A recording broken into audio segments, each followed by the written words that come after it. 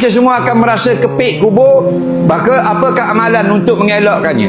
Tak boleh elak melainkan doa daripada Nabi. Semua orang beriman akan dikepik oleh kubur. Dan orang kafir kepik juga. Tapi berita baiknya, kepik kubur orang beriman ini, kata hadis sahih, seperti mak kepik anaknya di atas dukungan. Kepik tak mau jatuh. Faham lagi?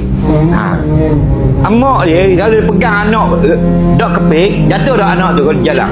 Jatuh, dia pun kepik kuat sikit supaya anak itu lekat. Itulah cara kubur mengepik mayat orang beriman di alam barzakh. Ini sahih.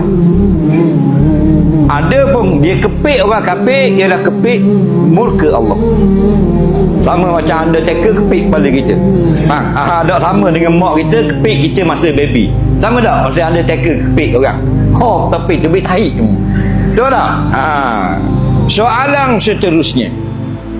Siapa seorang sahabat kata dah mu insya-Allah terlepas dak daripada kepik kubur. Dak juga Nabi pun. Faham lagi? Siapa Nabi sendiri tapi kepik rahmah. Bukan jualan rahmah, kepik rahmah.